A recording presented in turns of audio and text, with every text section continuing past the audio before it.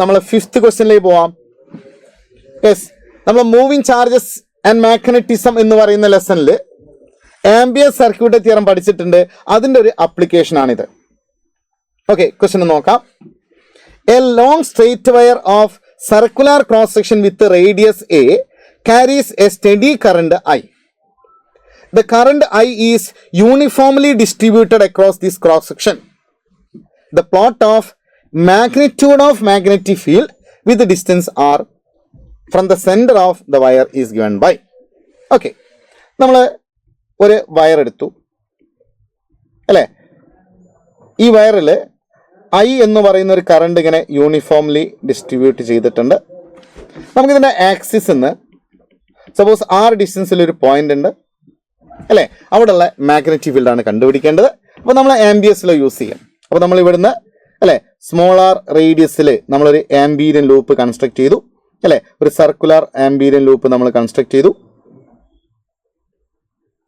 Okay, അവിടെ നമ്മൾ ആംബിയസിൽ substitute apply ചെയ്തപ്പം ഇവിടെയുള്ള മാഗ്നറ്റിക് ഫീൽഡ് ബി ഔട്ട് ആണെങ്കിൽ ബി ഔട്ട് എന്ന് പറയുന്നത് ബി ഔട്ട് ഇൻറ്റു 2πr അല്ലെ. നമ്മൾ ചെയ്താൽ ആംബിയസിൽ അപ്ലൈ ചെയ്താൽ 2πr is equal to μ0 I enclosed എന്ന് വരും അല്ലെ. ഇവിടെയുള്ള I എൻക്ലോസ് എന്ന് പറയുന്ന വയറിലൂടെയുള്ള കറണ്ട് തന്നെയാണ്.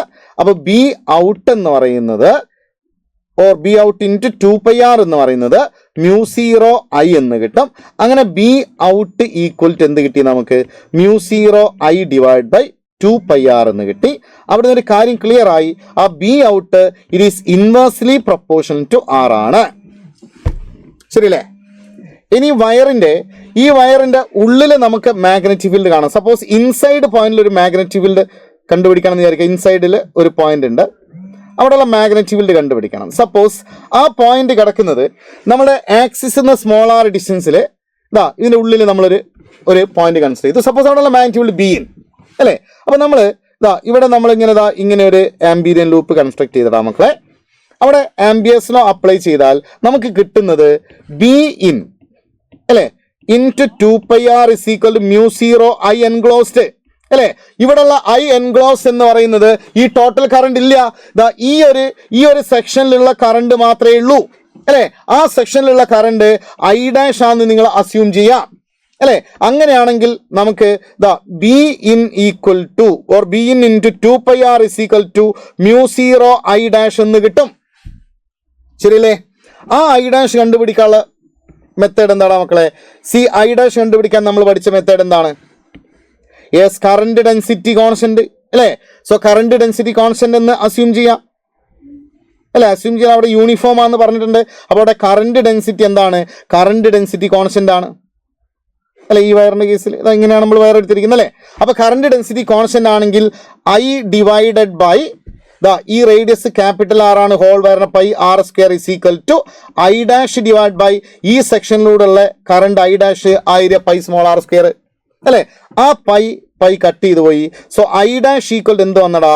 IR square by capital R square എന്ന് കിട്ടിയിട്ടുണ്ടാവും അല്ലെ. അത് നമ്മൾ ഇവിടെ സബ്സ്റ്റിറ്റ്യൂട്ട് ചെയ്ത് കൊടുത്താൽ നിങ്ങൾക്ക് ബിന്റെ ഇക്വേഷൻ ആയില്ലേ അല്ലെ. So B in is equal to എന്ത് കിട്ടി നമുക്ക്? B in is equal to μ0 by 2πr അല്ലെ ഇൻറ്റു I' എന്താണ്? IR square by capital R square ആണ്. ആർ സ്ക്വയർ ആർ കട്ട് ചെയ്ത് പോയി. So B in is equal to μ0 IR divided by 2π into capital R square നമ്മൾ പഠിച്ചിട്ടുണ്ടാവും. So B in directly proportional to R അല്ലെ. So inside the conductor it is directly proportional എന്ന് വെച്ചാൽ that graph straight line ആണ് അല്ലെ. Outside inversely proportional to R അല്ലെ. അപ്പൊ ഏതാണ് മക്കളെ ഗ്രാഫ് വരിക? So graph inside straight line ആണ്, ഔട്ട്സൈഡ് റെക്ടാംഗിൾ ഹൈപ്പർബോളയാണ് അല്ലെ. So which option? Yes, graph.